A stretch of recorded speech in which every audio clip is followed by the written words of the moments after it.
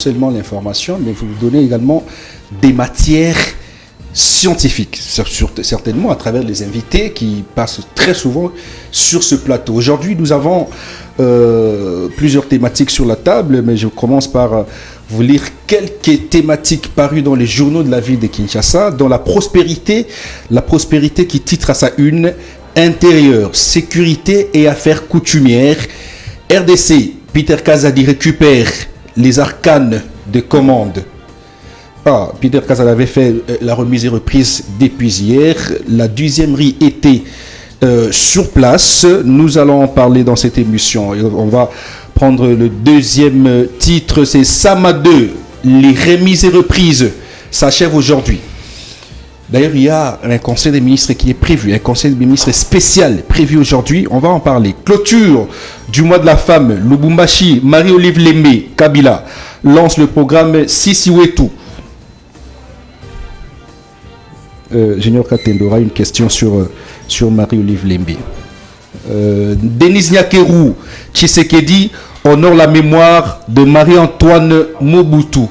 L'engagement international des États-Unis en faveur de la démocratie est qui s'optique. On prend le deuxième journal, le journal qui titre également programmation du projet de la loi Tiani à la session de mars. Christophe Mbosso mis devant sa conscience. On en parle. La reconduction de Adrien Bokele fait trembler les importateurs de Chinchard. Guy Luandomboyo compté parmi les grandes personnalités influentes du monde. Les Chinchards ici, il y avait un ministre de l'économie qui devait apporter les Chinchards. Quelle a été la suite? Alors, très bien, nous nous limitons par là. On va prendre les invités qui sont sur le plateau. Je commence par Junior Katende qui est membre de l'UDPS. Vous le connaissez certainement parce que c'est une habitude de ce plateau. Junior Katende, bonjour. Bonjour, monsieur le journaliste. Comment allez-vous? Je vais très bien. L'UDPS va bien? L'UDPS va bien depuis que nous avons à la tête de ces grands partis le secrétaire général Augustin Kabouya qui est en train de conduire de main de maître ces partis héritage du Sphinx de l'imité Etienne Tshisekedi. Vous voyez où il est en train de circuler partout, il ne fait que des plaints, ce qui montre que la population est avec lui. Tosa Obika, c'est quoi Tosa Obika? Tosa Obika, ce n'est pas par rapport au CG Augustin Kabouya. Tosa Obika, c'est le fait que les militants de l'IDPS utilisent ces slogans-là. Mais ça n'a rien à voir avec notre secrétaire général Augustin Kabouya, qui est un homme de paix, qui est un homme de principe et qui conduit le parti IDPS selon les us et coutumes connus dans la République du Congo et selon notre statut. Mais il semblerait que tout ça, c'est Augustin Kabouya. Il semblerait que si vous ne respectez pas ce qu'il dit, vous n'aurez pas de poste. Par exemple, vous, jusqu'aujourd'hui, vous êtes, il faut, sans pouvoir vous flatter, vous êtes un homme intelligent. Hein? Vous êtes un homme intelligent. Vous êtes parmi, en tout cas, les meilleurs au sein de l'UDPS. Mais on a comme l'impression que l'UDPS n'utilise pas ses meilleurs fils. L'UDPS utilise très souvent, en fait, ceux qui pouvaient être des réservistes. Ce sont ceux-là qui sont sur l'écran. Et ceux qui sont sur l'écran, donc, les réservistes d'aujourd'hui, ce sont ceux-là qui devaient être sur l'écran. Mais vous aussi, parce que peut-être aux auto-satés, c'est ça, on peut dire ça comme ça parce qu'on dit Tosa Obika. Ça veut dire que vous ne respectez pas, voilà pourquoi aux Obikaté. Bon, je m'inscris en faux par rapport à vos affirmations. De 1, Tosa Obika, le CG Augustin Kabouya lui-même avait précisé, il avait dit, Tosa Obika c'est par rapport au chef de l'État qui est le commandant suprême. C'est lui qui veut, voilà, c'est par rapport à la nation. C'est lui qui ne se comporte pas selon la vision du chef de l'État, selon ce que veut la constitution du pays. C'est celui qui est dans le problème. Ça n'a rien à voir avec le siège Augustin Kabouya. Et cependant, quand vous parlez de nominations au sein de l'IDPS, comprenez quand même que cela s'efface en suivant un certain ordre et un certain enjeu. Oui, mais il y en a qui sont nommés qui ne les méritent pas. Hein, ça, il faut qu'on se le dise. On met des personnes qu'il faut dans les places qu'il faut. Mais ça n'est pas le cas avec l'UDPS. Mais monsieur Ombeloua, si vous ne me connaissez pas et que le siège Augustin Kabouya prenait son stylo pour cocher mon nom parmi ceux qui seront nommés, a priori, vous direz que non, mais on nomme celui-là, qu'est-ce qu'il connaît? Donc, non, on a besoin du résultat. On a besoin du résultat. C'est le résultat qui compte. Ça n'est pas la personne. Par exemple, vous, quelqu'un d'autre. Parce que nous avons des gens au sein de l'UDPS, mais le résultat pose problème. C'est ça aussi le problème. Non, mais ce qui est sûr, nous savons que ceux qui ont été nommés sont des gens de haute facture. Ah, Je veux oui. vous parler, par exemple, de notre coordonnateur aujourd'hui qui est DG adjoint au niveau de Transco. C'est quelqu'un de grandes compétences. Il y en a beaucoup. Il y a M. Amissi Makutano, il y en a beaucoup. Il y a des gens de grandes compétences. Donc, à l'OGFREM. Donc, acceptons que quand on nomme les autres, il faut jeter des fleurs. Il ne faut pas être toujours dans la critique pour critiquer. Non, Donc, on jette des fleurs. Le tour... On ne jette pas des fleurs parce qu'il est nommé. On jette des fleurs en fonction des résultats. Vous risquez de reculer le pays avec ce genre de choses. Un cadre de l'UDPS, Augustin Kabouya, recrute Tekuluna comme membre de l'UDPS et puis surnommé Force de Progrès. Et la nuit, ils sont des Koulouna, la journée, ce sont des membres de l'UDPS. Est-ce qu'il n'y a pas possibilité de mettre de l'ordre dans tout ça, Junior Katendi? Je vais lui répondre en deux volets. Il a parlé d'abord des allégations mensongères sur le chef de l'État et il vient de faire encore des allégations mensongères sur notre secrétaire général Augustin Kabouya. Oui. Mais mon frère Kibaka, il est de Nouvel-Élan. Oui. Quand son chef loue les embellis économiques et les prouesses du chef de l'État, lui, il met les écouteurs dans ses oreilles pour ne pas entendre ou quoi? Il a loué, Mouzito. Mais Mouzito a très bien dit qu'avec les embellis sur le plan financier, avec l'augmentation du budget, il a même proposé, c'est lui qui avait même proposé qu'1 milliard puisse être affecté à l'armée. Il a très bien dit, même lui-même, il a dit qu'avec ce que le président de la République est en train de faire sur le plan économique, il y aura du mal qu'un candidat puisse le battre aux élections. Il n'a pas dit ça. Ça, c'est Mouzito. Mais oui, il n'a pas dit moi j'ai ça. suivi ça. Il n'a pas dit ça. Il le disait. Il n'a pas dit Mais ça. aujourd'hui, que notre ami vient nous dire ça, mais il risque d'être suspendu. Il contredit son Mais c'est président. clair, il risque d'être suspendu dans son parti. Parce Ah oui. qu'entre lui et Mouzitou, qui dit la vérité?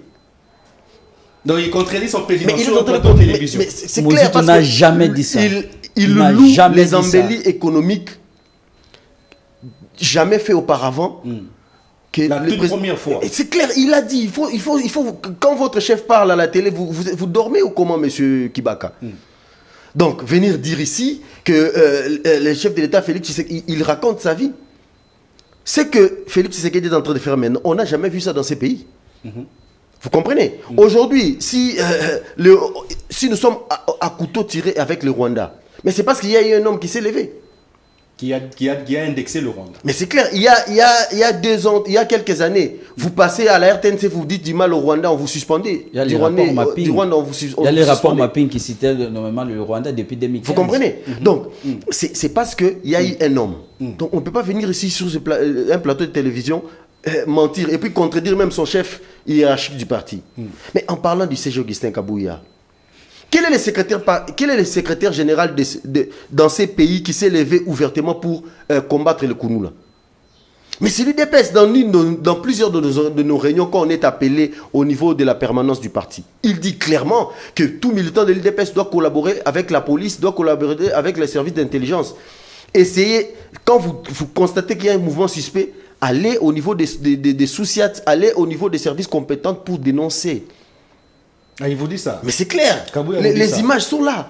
Ça veut Donc, dire qu'il cautionne parce que ce que il font ne peut pas, les l'UDPS membres l'UDPS est un parti qui prend la non-violence. Quand il dit que M. Kabouya a acheté, a donné une parcelle aux gens qui sont en train de terroriser la population, est-ce qu'il en a la preuve ou bien il parle comme tout bon Congolais, tout bon Quinois qui aime parler sans preuve? Ce sont des allégations diffamatoires. C'est pas bon. Vous comprenez? Donc, la beauté de l'UDPS, c'est que la liberté d'expression est le maître mot, est garantie. Mais que ça ne vire pas au libertinage. C'est ce qui n'est pas bon. Donc, les forces du progrès, ce ne sont pas des Koulouna. Quand vous dites que les forces du progrès, le jour, les Koulouna vous disent qu'ils sont des forces du progrès, la nuit, ils vont faire du massacre à la population. Vous allez avec eux la nuit pour constater que c'est réellement eux. Ou bien vous faites des idées parce que vous voulez nuire à un parti politique. Voilà pourquoi j'ai dit à la population congolaise, il faut donner à l'UDPS la majorité à l'Assemblée nationale. Pourquoi? En 2020, Parce qu'aujourd'hui, 2024. on a des ministres de tous bords, on a des gouverneurs de tous bords, mais tout revient sur la tête de l'UDPS. Alors, parce que les gens Le veulent bilan que doit être l'UDPS partagé. assume les bilans. Parce qu'aujourd'hui, Bemba est au pouvoir, Voilà. Moïse Katumba géré, Vital est au pouvoir. Ça veut Tous dire sont que gérés. Le bilan n'est pas de l'UDPS. Tous sont gérés, mais Le bilan ils est veulent à mettre tout partager. sur la tête de l'UDPS. Voilà pourquoi en 2023, en décembre, il faut donner au chef de l'État la majorité écrasante dans toutes les assemblées. C'est-à-dire Comme ça, que l'UDPS Mouzito ne sera pas assumera. élu comme il le dit. Mais Mouzito ne sera pas élu parce que même lui-même, il sait qu'il n'a sera pas pas le élu. poids de faire. Il ne peut pas faire le poids face à Félix Tshisekedi. Non. Même Mouzito lui-même le sait. Actuellement, il n'y a aucun candidat qui peut faire le poids face à Félix Tshisekedi. Très bien. Alors, on va prendre la première Désir, s'il vous thématique. plaît. On va prendre la première. Vous aurez le temps. Junior Katende, vous tenez à cette loi ou vous êtes d'avis que cette loi divise le Congolais et c'est une loi qui est sur la table des Mbosso uniquement pour écarter certains candidats aux élections de 2023? Avant de répondre à votre préoccupation, j'aimerais d'abord laver les cerveaux de nos téléspectateurs par rapport aux propos impromptus Très bien. de mon co-débatteur. Quand il dit que M. Mouzito, il a calqué ce qu'il va faire dans 10 ans par rapport à ce qui a déjà été fait. Le budget qui a été présenté par le gouvernement. Ça signifie que M. Mouzito, un économiste de formation, est convaincu des chiffres qui lui sont donnés par le gouvernement. Tout à fait. Mais Parce qu'il- comment son il doit le dire représentant après vient analyse. ici? Voilà, comment son représentant vient ici pour maintenant faire sa propre analyse pour dire que ces chiffres-là sont fausses. Ces chiffres-là sont faux. Donc, soit c'est M. Mouzito qui ne comprend rien, ou bien c'est lui qui va à l'encontre de M. Mouzito. Mais vous ne respectez même pas la ligne, la droite ligne de votre parti. Donc, M. Mouzito vous dit que ces chiffres-là sont vrais. Vous venez ici nous dire que ces chiffres-là sont faux. Il y a un problème. C'est la démocratie dans leur parti. Non, mais les chiffres, ils représentent Nouvel Élan. Nouvel Élan a des experts, je crois, qui ont fait des analyses. Ils se sont dit que ces chiffres-là sont considérés comme vrais. Et partant de ces chiffres-là, nous faisons une projection d'autant. Mais lui vient sur le plateau de télé pour remettre en cause des travaux qu'eux-mêmes ont fait. Donc c'est du désordre organisé au niveau de Nouvelle-Élan. Donc je ne vois pas comment est-ce que des gens comme ça peuvent diriger le pays. Mais quand il parle que l'IDPS est majoritaire à Kinshasa, 12 par rapport à 48, je crois, à l'Assemblée provinciale, c'est 48 députés. Ce n'est pas ça la majorité. La majorité, c'est la moitié plus 1. Tout à fait, tout à fait. De quelle majorité vous parlez? Mais il ne sait même pas que la ville de Kinshasa n'est pas gérée par l'IDPS. Mais c'est ce qui est grave. C'est là où j'ai dit... Gentini Gobila n'est pas de l'IDPS. Il a son propre parti. Il n'est pas de l'IDPS. L'ACP. L'IDPS n'a pas un gouverneur à Kinshasa. Vous avez déjà vu M. Ngobila aller au siège des partis, être convoqué ou bien il répond de sa gestion. Gekoko est là. Hein? Gekoko, c'est le vice. Gekoko vient d'arriver... l'IDPS. Hein? Gekoko vient d'arriver... avec M. Gentini. Mais c'est sous Gekoko où on voit maintenant beaucoup d'efforts qui sont en train d'être faits. Dans les coulisses, notamment, il fait pour se battre, mais il n'a pas la signature. Dans les coulisses, on nous a dit que c'est Gekoko qui a apporté cette histoire de coup de poing. Mais il faut faire de sorte que la ville de Kinshasa respire. La ville de Kinshasa qu'est-ce qu'ils font par la asphyxier. suite? Ils démolissent, ensuite ils passent. Mais c'est la faiblesse. C'est la faiblesse du gouvernement provincial de Kinshasa. Il n'y a pas de service après-vente. Nous réprouvons cela. Plutôt, c'est lui qui amène l'idée, qui doit concevoir l'idée. Attention, monsieur Gekoko n'a pas de signature. Les vice-gouverneurs n'ont pas de signature. Il représente son titulaire en cas d'absence. Mais monsieur Ngobila est là. Il lance son idée. Si l'idée est bonne, le chef le reprend. Mais c'est le chef de le faire appliquer avec le gouvernement. Donc, monsieur Ngobila, monsieur Gekoko ne va jamais se substituer à la place du ministre de l'Intérieur ou bien de l'Environnement et consort au niveau provincial. De ce côté, ça doit être clair. Tout à fait. Mais, donc, c'est pour dire que l'IDPS ne gère pas la ville de Kinshasa. Mais parce que les gens veulent voir l'IDPS partout. Voilà pourquoi j'ai dit les peuples congolais doivent s'organiser pour donner réellement à l'IDPS la majorité écrasante. En 2023. Voilà. Maintenant, parlons de la loi Tchani. Oui. Mais, monsieur Tchani n'est pas de l'IDPS. Pourquoi vous voulez rattacher M. Tchani à l'IDPS? Et les deux députés qui ont porté cette loi, en l'occurrence, le député qui a porté cette loi, Sigi Pouloulou, n'est pas de l'UDPS. À quel niveau vous voyez l'UDPS partout, même dans vos chambres à coucher? C'est pas normal. Mais si je peux donner mon point de vue personnel par rapport à cette loi, la RDC a cessé d'être souverain en 1997 quand les AFDEL avec les conglomérats d'aventuriers est arrivé dans ces pays. Si vous lisez la loi électorale de la RDC en 1997, on reconnaissait le seul droit à un Congolais d'arriver à la magistrature suprême pourvu qu'on soit de père et de mère. Ça n'a jamais posé problème à cette époque-là. Mais pourquoi ça doit poser problème aujourd'hui? On ne doit pas empêcher à l'Assemblée nationale de faire son travail. On ne peut pas empêcher à un digne citoyen de ces pays ou à des députés d'essayer de réfléchir. C'est ça qui pose problème, c'est la fixation. Il semblerait qu'on veut écarter certains candidats sur la liste de 2023 à la présidentielle. Par exemple, Moïse Katumbi, vous avez certainement suivi ces soldats qui sont à travers les médias pour dénoncer le fait que Mbosso a reçu cette loi. D'ailleurs, dans les coulisses, on nous a dit que Mbosso a reçu un coup de fil pour recevoir cette loi. Et le coup de fil venait de l'UDPS. Ça, ce sont des propos qui ne peuvent être corroborés dans un plateau sérieux. Est-ce que vous ne jouez pas la politique d'exclusion, UDPS? Est-ce que vous n'avez pas peur de certains candidats aux élections, comme l'a dit Maïk? L'UDPS n'a pas eu peur de Mobutu. L'UDPS a fait face à Mobutu. L'UDPS a fait face à Laurent Désiré Kabila. L'UDPS a fait face à Kabila les fils. Ce n'est pas aujourd'hui M. Katumbi qui va faire peur à l'UDPS. Il faut quand même éviter de prendre l'UDPS, une grande machine politique connue depuis des lustres, et faire poids avec un individu qui est passager. Non. Le problème, c'est que qui ne sait pas que ces pays connaissent des problèmes au niveau un problème d'infiltration et que les chefs de l'État et son gouvernement se battent pour essayer de détricoter tout ça. Quelqu'un me disait que le problème du Congo ne se pose pas au niveau de l'infiltration ou au niveau de la nationalité, mais c'est plutôt au niveau de la gestion, l'efficacité de la gestion. C'est ce qui pose problème avec vous, par exemple. Monsieur... Est-ce que c'est un problème d'individu ou un problème de rationalité sur la gestion? Je vais vous donner un exemple d'un véhicule pour vous comprendre. Vous voyez, la RDC était comme un véhicule en panne. Le chef de l'État, en bon mécanicien, il arrive, il essaye de réparer le véhicule. Et le véhicule redémarre. Mais maintenant, pour que le véhicule se mette en mouvement, il faut enlever toutes les cales que vous avez mis pour immobiliser le véhicule. Mais quand le chef de l'État essaye d'enlever toutes ces cales-là, vous dites non. Quand le chef de l'État combat la corruption, vous dites non. Quand la justice veut appréhender quelqu'un qui a brillé par les détournements de fonds, vous dites non.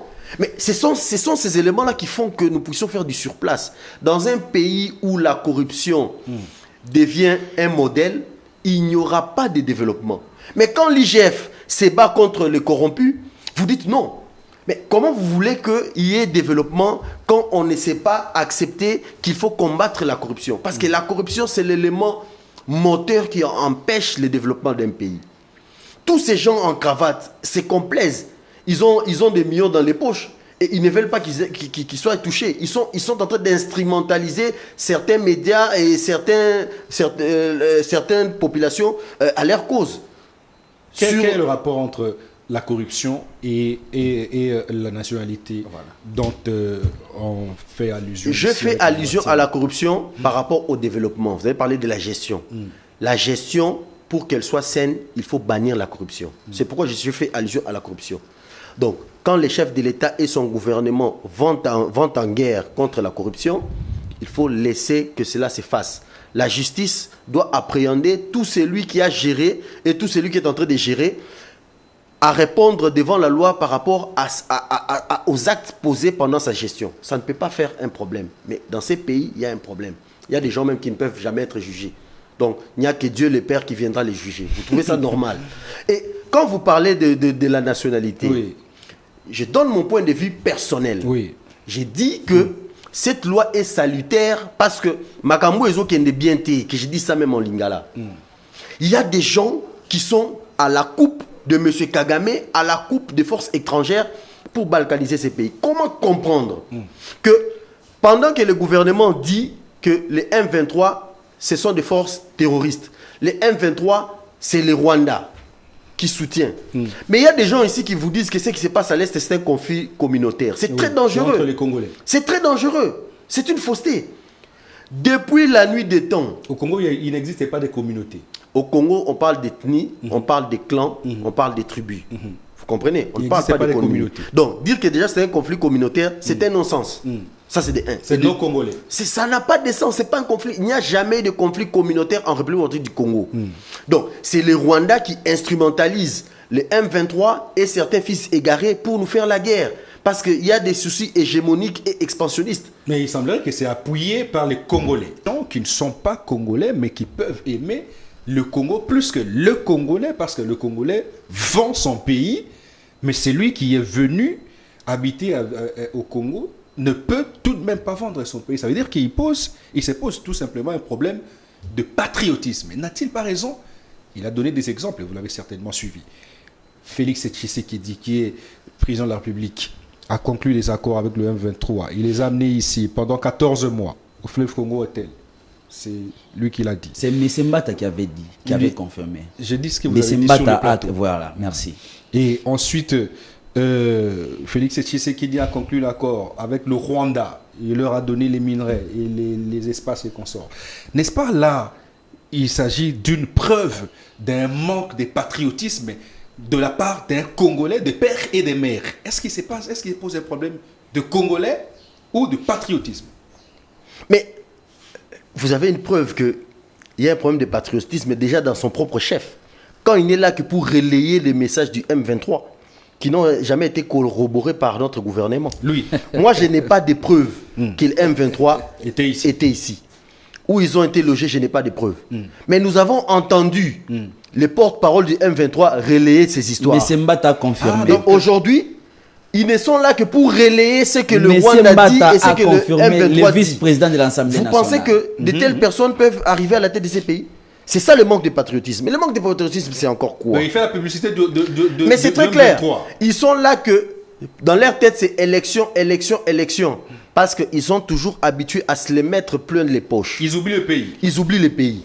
Et ils relayent à longueur de journée le message du Rwanda et le message du M23. En niant même le fait que ce sont les Rwandais qui nous agressent. Ça, ce n'est pas leur problème. Leur problème, ce sont les élections. Leur problème, c'est comment faire pour rentrer dans l'affaire pour nous la couler douce. Quand vous dites que le président Tshisekedi aurait appelé les M23 ici et ils ont fait 14 mois, si nous entrons seulement dans votre hypothèse, mais aujourd'hui ils sont à couteau tiré, pourquoi? Qui? La RDC et le Rwanda, nous sommes à couteau tiré, pourquoi? S'ils sont venus, ils ont signé des accords comme vous expliquez. On est à couteau tiré, pourquoi? On n'a jamais vu ces accords.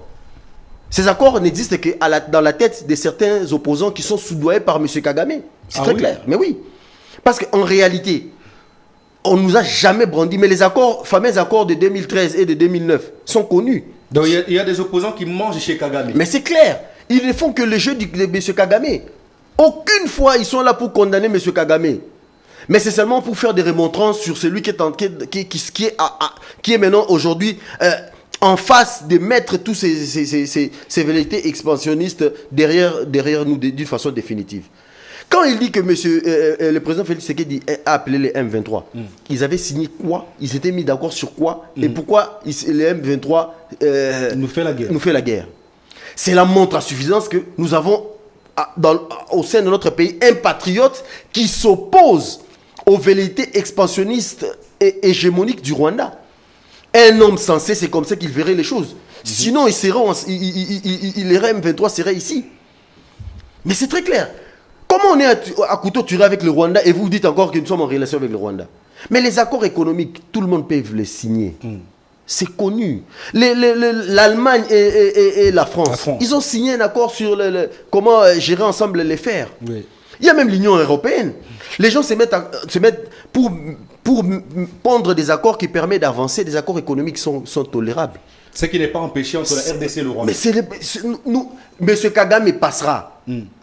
Mais nous serons toujours des voisins avec les Rwandais. On n'a rien à voir avec les Rwandais. Le problème, ce n'est pas les Rwandais. Le problème, c'est le régime de Kigali. C'est comme le chef de l'État l'a dit. Mais c'est très clair. Pour chuter, monsieur, mon co-débatteur a expliqué ici que c'est un problème de mes gestions et consorts. Oui. Il ne faut pas venir dans des plateaux de télévision faire le relais de nos ennemis. Vous êtes passé maintenant champion à ça, les pseudo-opposants du Congo. Quand M. Kagame, tout ça est parti de quand? Quand M. Kagame s'est senti acculé sur le plan international, M. Kagame s'est rabattu sur ses pions internes. D'accord. Il a commencé à leur donner des ordres. Vous avez vu directement une agitation au sein de cette classe dite de l'opposition. Tel a fait ceci, tel a fait ceci. Pourquoi? Ça coïncidait avec le mot d'ordre que M. Kagame avait dit ouvertement. Ils sont en train de fragiliser la RDC par leur envie d'arriver au pouvoir à tout prix. Mais vous avez un vaillant Congolais qui tient à l'est, qui est en face d'une façon frontale avec Kagame, qui regarde M. Kagame les yeux dans les yeux pour le dire que ceci ne passera pas, cela ne passera pas. La souveraineté de la RDC n'est pas négociable. Au lieu de faire bloc avec quelqu'un comme ça, vous préférez le combattre. Mais exactement, vous faites les jeux de M. Kagame. C'est là où je dis que la dangerosité de nos hommes politiques fait que nous sommes obligés, et personne ne peut nous intimider, de verrouiller certains postes de souveraineté. Parce que l'intégrité physique de la RDC va au-delà de M. Katumbi, va au-delà de M. Félix Tshisekedi, va au-delà de M. Kabila, Fayoulou, et j'en passe. Donc, on ne peut pas venir ici parler de M. Katumbi parce que M. Katumbi ne sera jamais éternel. Mais la RDC va subsister. Si vous voulez relier la loi Tchani à M. Katumbi, c'est faire fausse route. Parce qu'il n'est pas dit que M. Katumbi est appelé d'être président dans ces pays. Donc on ne l'indexe pas. On ne l'indexe pas. Il n'y a pas de fixation. On ne fait pas de fixation. Vous devez le savoir. Parce que quand on dit pour devenir président, vous devez payer une caution de 100 000 $. Mais c'est déjà le fait d'exclure. Tout à fait. Moi, je n'ai pas ces 100 000. Vous ne l'avez pas, vous ne les avez pas peut-être. Lui aussi ne l'a pas. Donc ça signifie que si cette loi reste comme telle, vous et moi, on ne sera jamais président dans ces pays parce qu'on n'a pas les 100 000. Mais c'est déjà discriminatoire. Mais c'est fait pourquoi? Parce qu'on ne peut pas avoir n'importe qui au sommet de l'État. Quelqu'un qui vient même ballon, qui n'arrive. Non, il faut faire preuve quand même de gestion. Donc celui qui doit gérer le pays doit déjà avoir voilà, il faut faire preuve d'un sous-bassement clair qui montre qu'on peut faire face à des hautes responsabilités. C'est très clair, c'est comme ça. C'est pas un souffrant. Si vous allez en Égypte, vous allez en Israël, vous allez dans beaucoup de pays du monde, en tout cas, le poste de chef de l'État. Vous allez en Russie, le poste de chef de l'État, on ne rigole pas avec ça. Parce que la signature des chefs de l'État engage la nation. Oui. Je vais conclure. Si M. Félix Tshisekedi, le président de la République, chef de l'État, était vraiment avec les M23, mais il aurait dû seulement accéder à tous ces accords-là qui avaient été signés en 2009 et 2013 et on aurait la paix. Pourquoi il a refusé? Parce que ces accords tendent à disloquer nos services de sécurité. Ces accords remettent en cause l'intégrité et l'intangibilité de nos frontières. Et il l'a refusé. Au lieu de le soutenir, non, nous avons des gens qui viennent faire les jeux de Kagame. C'est pourquoi j'ai dit à l'Assemblée nationale, personne ne peut vous intimider. Qu'il soit ecclésiastique, qu'il soit politique, qu'il soit société civile, on ne peut pas empêcher à l'Assemblée nationale de prendre des lois, de réfléchir pour l'intérêt supérieur de la nation. Très bien.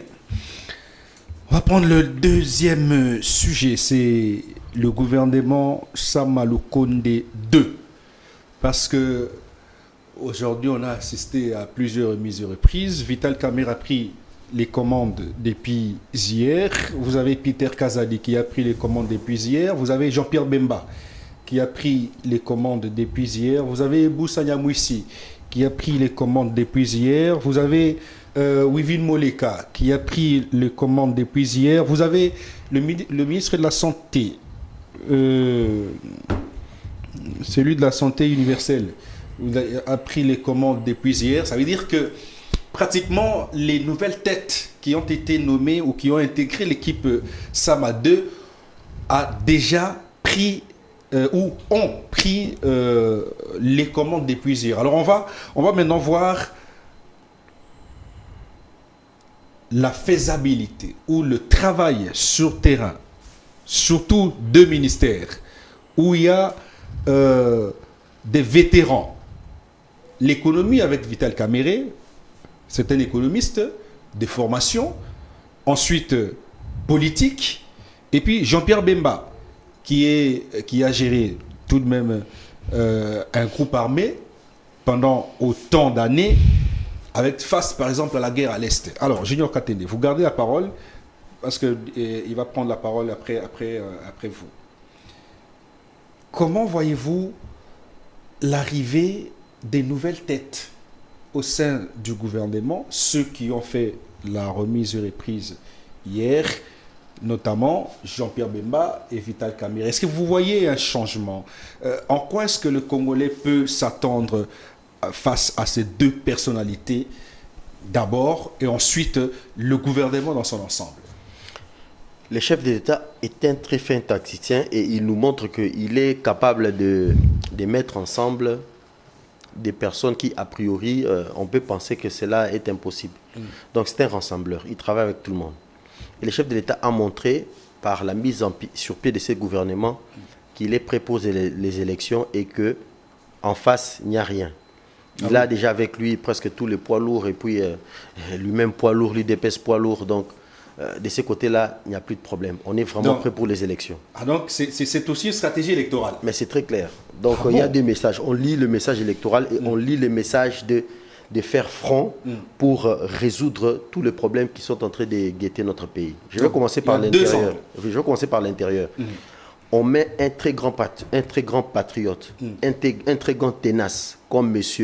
Peter Kazadi. Il est critiqué, hein? Il est critiqué par beaucoup de Congolais qui pensent qu'il n'est pas compétent.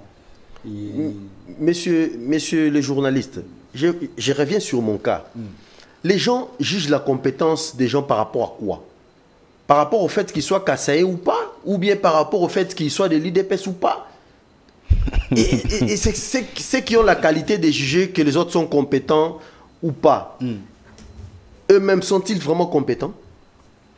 La compétence, c'est d'abord de reconnaître qu'on doit juger le maçon au pied du mur. Nous avons vu le maçon n'est même pas encore au pied du mur. Vous commencez déjà à les juger. Nous avons vu Daniel Asselo, UDPS, au ministère de l'Intérieur. Vous l'avez vu, vous avez ces résultats. Hein.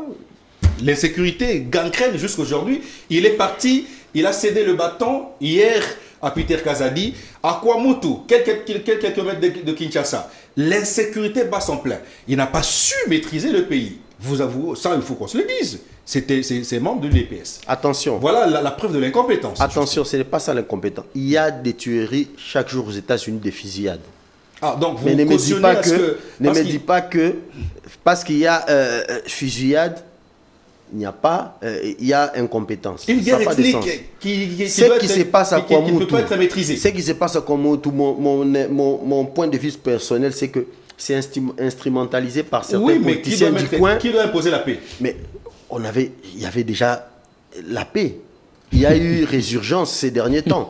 Parce que vous savez, dans ces histoires ethniques, en réalité, c'est toujours les fils et fils du coin, des filles et fils du coin qui sont toujours derrière pour allumer la mèche. Tout à fait. Donc, c'est un problème ponctuel qui va passer. Qu'est-ce que doit faire le ministre de l'Intérieur face à ça? Parce que Daniel Asselo est parti. Vous avez la réalité en face. Le ministre de l'Intérieur doit travailler en intelligence avec la police et les services d'intelligence pour traquer tout celui qui s'érige en barrière pour qu'il y ait la paix. Chose que Daniel Asselo n'a pas su faire. Mais ce Daniel Asselo a fait tout ce qu'il pouvait faire et le chef de l'État a jugé clairement que c'était insuffisant. Voilà pourquoi on l'a mis de côté. Du côté de l'IDPS, il n'y a pas de conciliabule. Il n'y a pas d'amadouement. Il n'y a pas de connivence. Quand vous n'êtes pas capable de rendre ce pourquoi on vous a placé, on vous mettra de côté. C'est-à-dire que vous reconnaissez tout de même que Daniel Asselo a brillé de l'incompétence comme... Non, je reconnais qu'il a fait ce qu'il pouvait faire et on a jugé bon que maintenant, il a montré ses limites et qu'on pouvait donner le poste à une autre personne. Mais votre question était plutôt de savoir ceux qui ont été nommés. Oui. Qu'est-ce que nous pouvons faire? Oui. Moi, je vous dis que M. Peter Kazadi, c'est quelqu'un de brillant. Il a fait ses preuves. Donc, ce n'est pas tout va-nu-pied qui peut remettre Kazadi, en place on peut s'attendre à la calmie, à Kwamuntu, parce que c'est quand même le sang qui coule. Ce sont des Congolais qui sont très tués chaque jour. Monsieur Peter Kazadi doit proposer des réformes. On peut s'attendre à une sécurité à Kinshasa, et puis à travers le pays, les poches d'insécurité. Il a été nommé pour ça. Très bien. Il a été nommé pour ça. Il doit tout faire pour que cela s'arrête. Monsieur Jean-Pierre Bemba. Oui, on l'appelle ministre de la guerre. Il est brillant, c'est quelqu'un qui est connu, c'est un poids lourd de la vie politique de la RDC.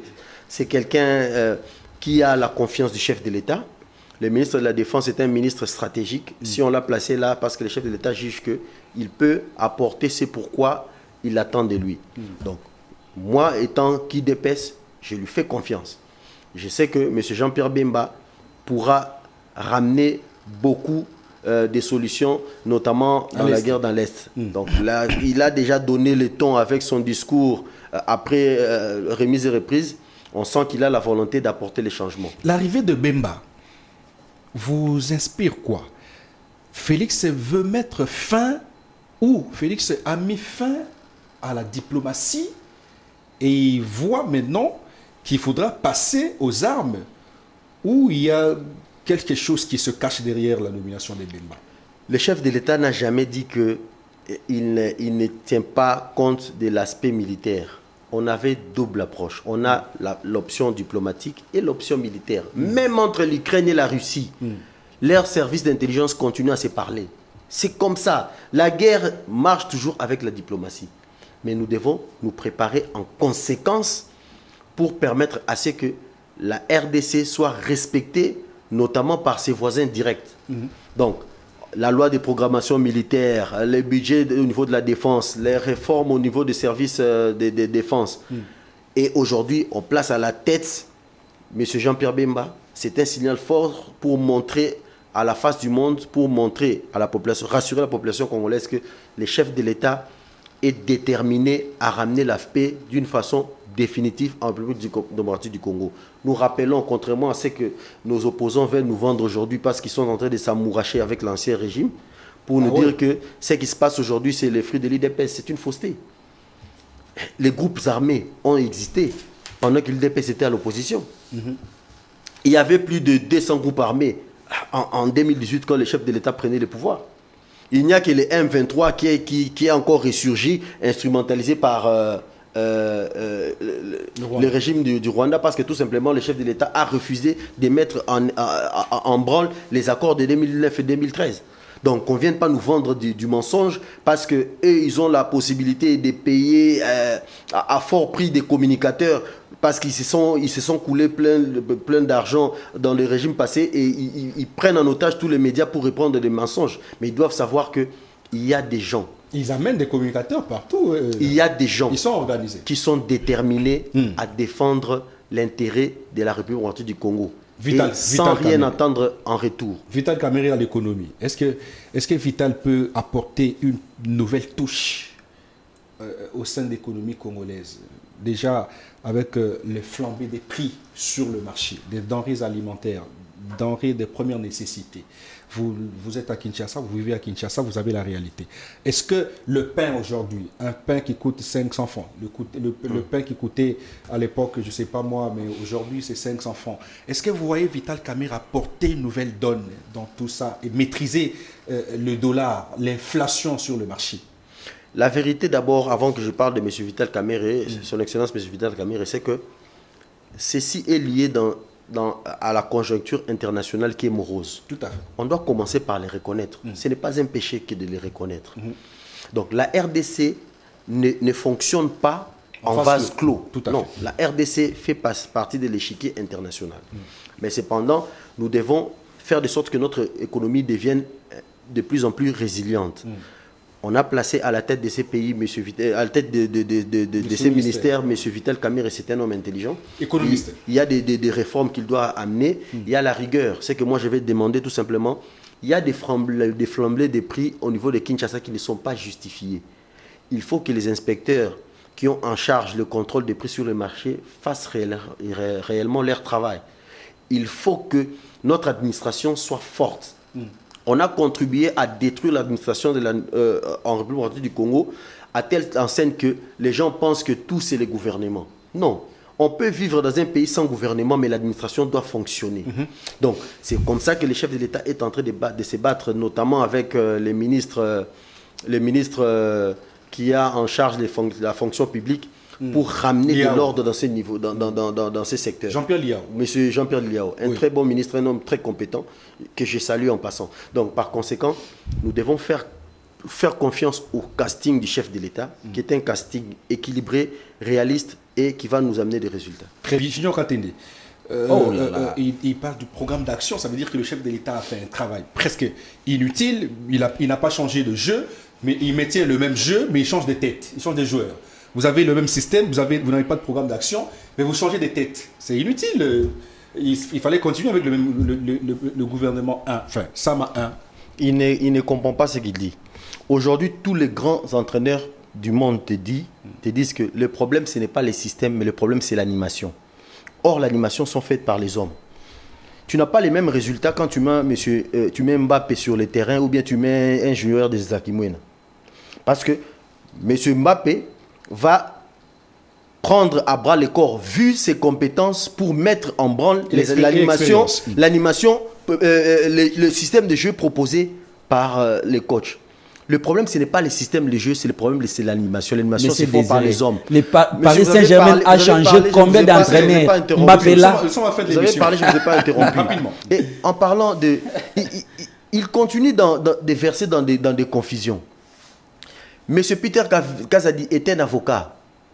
C'est un métier, monsieur. Quand vous dites qu'il a travaillé pour où? Quand il va dans le barreau défendre tout, c'est ça son métier, monsieur. Moi, je suis ingénieur en bâtiment et travaux publics. Vous voulez que je travaille où? Quand je vais construire des maisons, je vais réhabiliter des routes, c'est déjà mon métier. Qu'est-ce que vous voulez?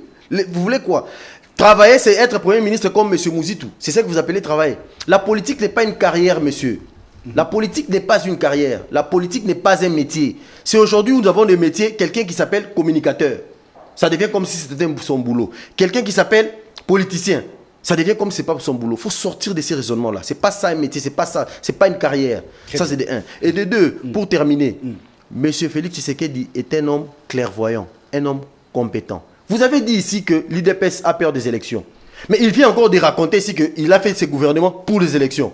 Donc, vous vous contredisez. C'est vous qui l'avez dit, c'est pas moi. Je répète, vous avez dit ici que l'UDPS a peur des élections. Vous êtes là pour les élections. Et aujourd'hui, vous soutenez encore qu'il a fait le gouvernement pour les élections. Donc, il n'a pas peur des élections. Merci à Junior Katende qui est de l'UDPS, le soldat à Augustin Kabouya, Tosa Obika. Merci à vous qui nous avez suivis de partout à travers le monde. Restez branchés pour la suite des programmes à la 10e télévision.